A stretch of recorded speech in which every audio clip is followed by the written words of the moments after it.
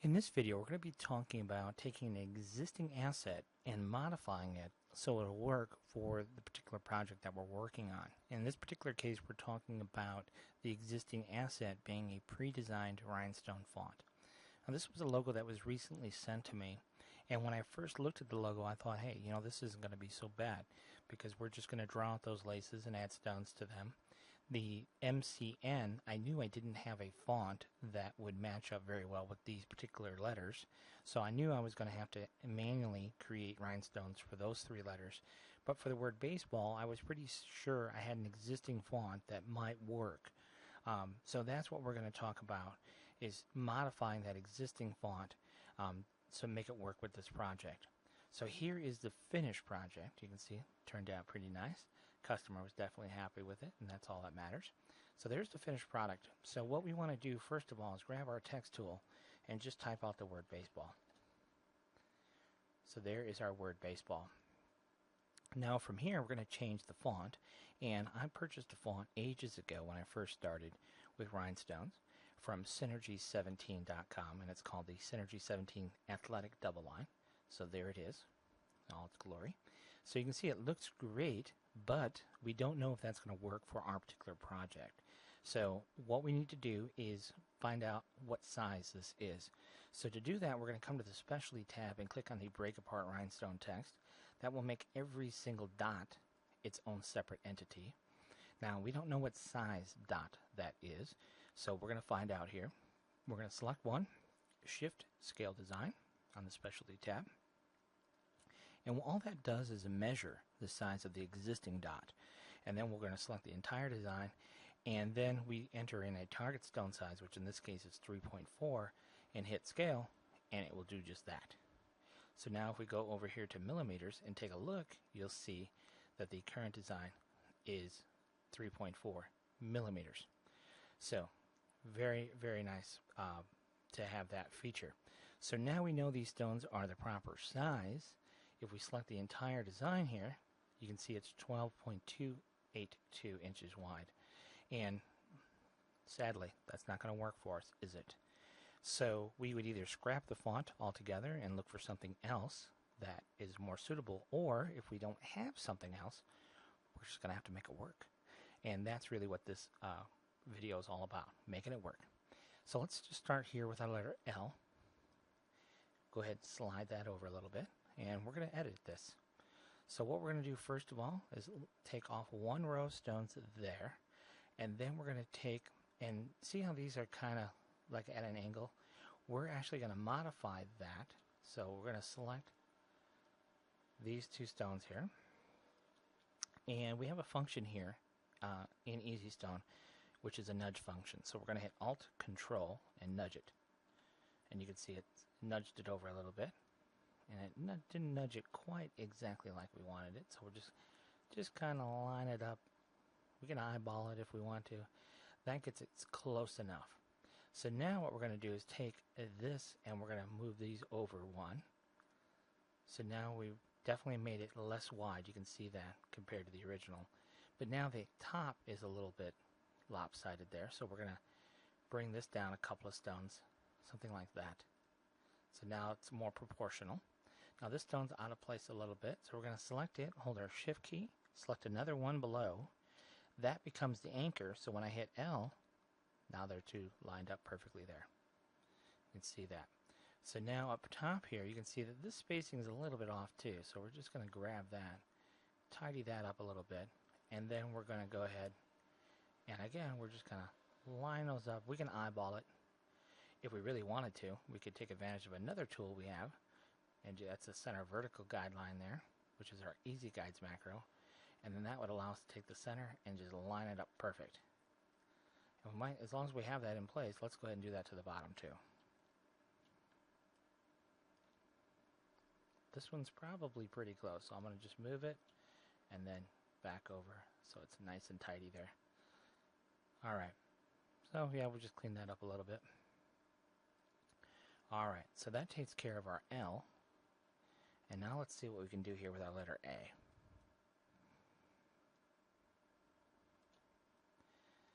So here's our letter A. We're going to go ahead and grab the L and do a center horizontal.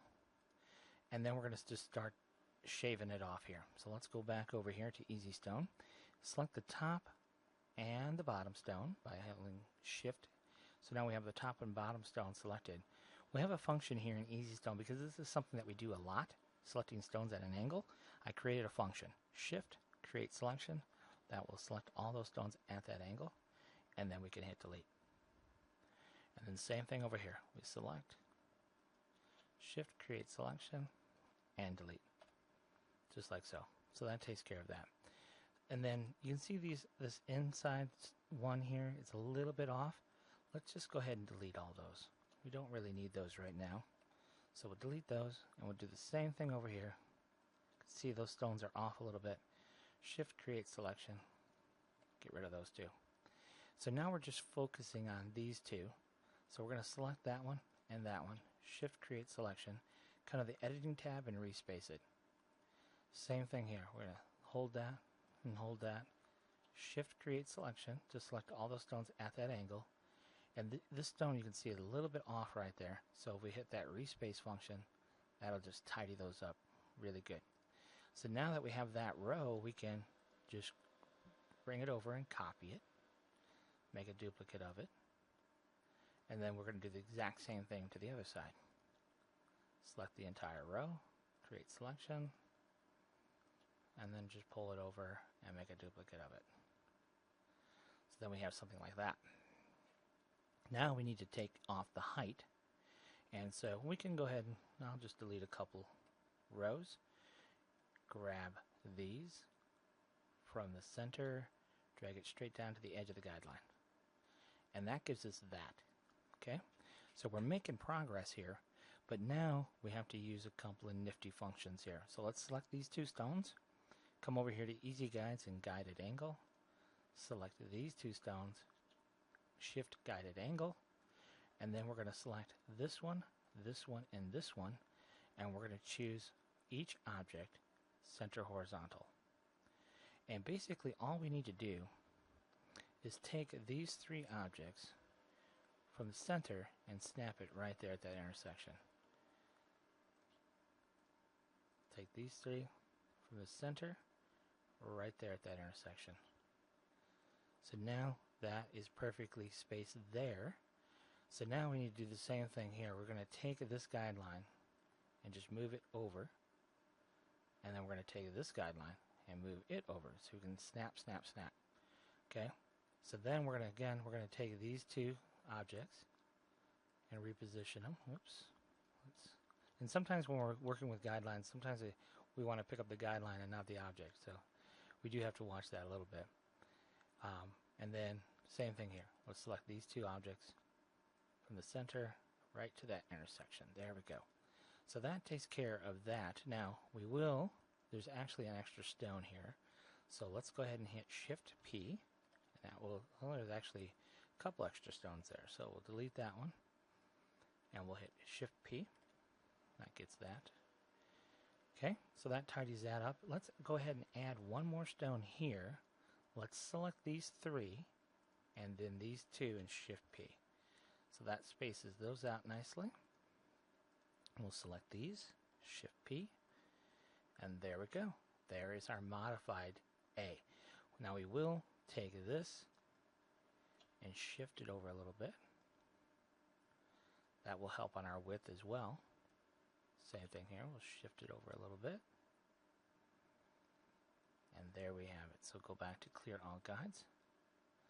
And that takes care of the letter A, which looks pretty good. Now, I do want to look at this because I really, really want to shave as much off the width as possible. So let's look at the L in relationship to the A. Do you see how much wider the A is? It's 2 stones wider than the L. And that's typical of A's and W's and M's to be wider than other letters. But I want to see if I could just shave one more stone. So let's just try it. So we're going to select the whole works here and move it over 1 stone and see how that looks. And you know, honestly, I don't think it looks too bad. It's still, overall, it's still 1 stone wider than the L. But honestly, I don't hate it. So what I think I might do is I think I might go ahead and select that, and we'll use that. So we'll go back over here to the editing, check spacing. That will take care of any overlaps, and then we just have to tweak this a little bit. So here we're just going to grab those four and hit Shift P, and you can see it's really tight there, so maybe that's not going to work. So let's go ahead and Shift P, and we'll just have to kind of live with that the way it is, and we'll go ahead and live with that little change that we made there. I think it'll be fine. And then I don't know, we'll take these. I think these are already spaced. Yep, just a little bit of tweak there and here. So now that is our letter A. So we just saved an extra stone width there, and we really need to shave as much as we can. So here is our letter B, and we're going to go ahead and come in here and take away one stone width. We're going to go ahead and take away this overlap, like so, and we don't need this one either.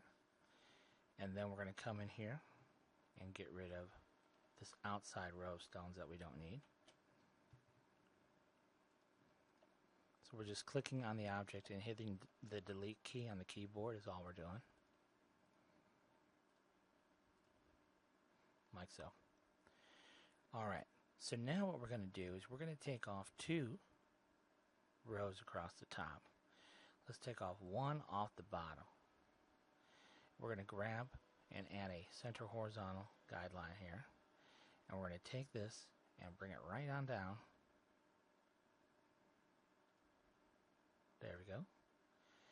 And that takes care of that. And now we're going to actually take this and I'll tell you what, let's do this. Let's add a center horizontal guideline so we have something to snap to. And then we're going to take this and bring it straight down. Something like that. And then we're going to go ahead and take this and probably do the same thing. Let's add a center horizontal guideline so we have something to snap to. And bring it straight down. And then we're going to take this.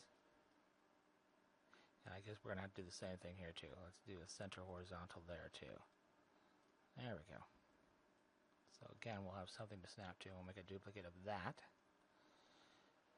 And that looks good.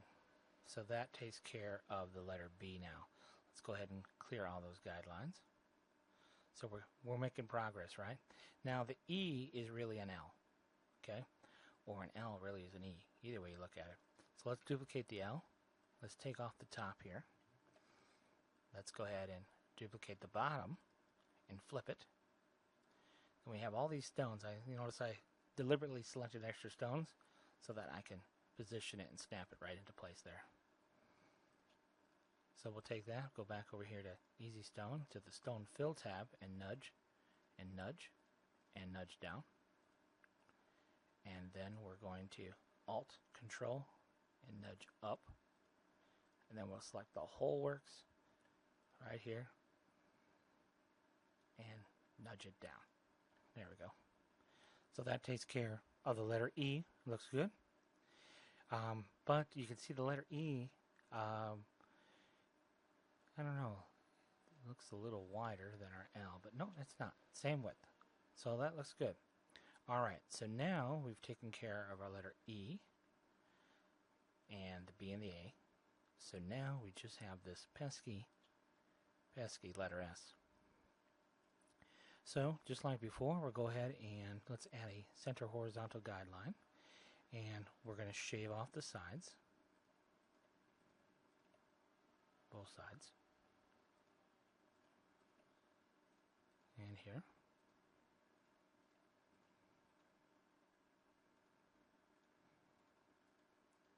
That takes care of that.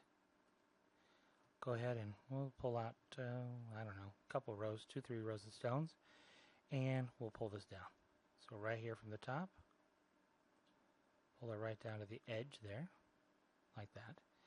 We'll go ahead and lop off a stone here and one here. I'm going to take this and go to the stone fill tab, and we'll fill it in there, and then we'll fill it in here as well. So now we're just going to go ahead and shift, tell you what, let's grab both of those rows, shift that in, shift this in. Same thing over here. Select these two, shift it in, shift it in. We'll shift it over a couple. Let's take a look here and see what we got going. So those two don't line up exactly like they should. I'm not quite sure why, so let's just select all of those. Each object, center horizontal. That gives us a whole bunch of guidelines, so we can kind of see how this lines up, because it's not lining up very well, but we can take this and we'll nudge that up. Maybe that's all we need to do, because that's pretty close. So yeah, we'll just go ahead and then we'll take these, I think, and we'll nudge them down so they do line up. And I think that looks pretty good. So now we'll do Shift P to just spread those out a little bit. And I'll tell you what, let's delete one, see what that looks like. Shift P. We have to select those, Shift P. And I'll tell you what we're going to do. We're going to pull this in more and pull that in more, and then space those stones apart. Alright, let's go ahead and clear out all those guidelines so we can see what we have working with here. I think that looks pretty good. What we'll do now is we'll just take these stones, go back to our stone fill tab. We want extra row there. We'll pull this over, and let's just try and space those out just like they are. So we're going to nudge those up a little bit and then hit Shift P. Okay, we definitely want to get rid of one stone. Definitely want to move that in a little bit. Let's stand back and take a look at that. And I think that looks pretty good. So now we have all of our letters as thin as we can make them. So for now, let's go ahead and see what this is going to look like. So we'll group every letter together and see what we can come up with. So the B is first, then the A, then the S and the E. Then we'll copy the B and the A, and we'll go ahead and get rid of this extra E, and we'll move over the L, select all of them and hit Shift P. That will space them all back apart again. Move over that L again, Shift P, space them all apart again, and then we can just come in here and we'll bring our B and our A together a little bit, and maybe we'll move over our S just a pinch, and then we'll have to move over the rest of the letters a little bit too, and then we'll move over our A just a little bit, and then we'll go ahead and reposition our L.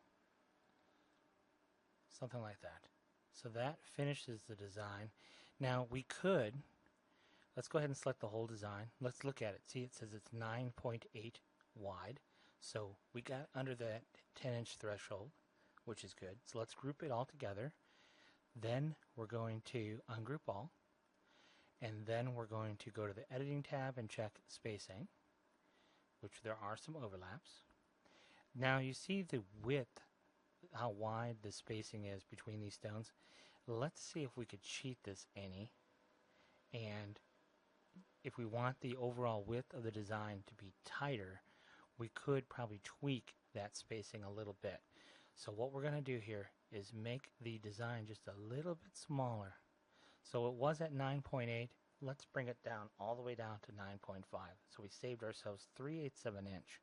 That may be a little much, but if we go back over here to our stone tab and choose Resize Replace, it's going to resize all those circles, and I can see that that stone spacing is a little bit tighter.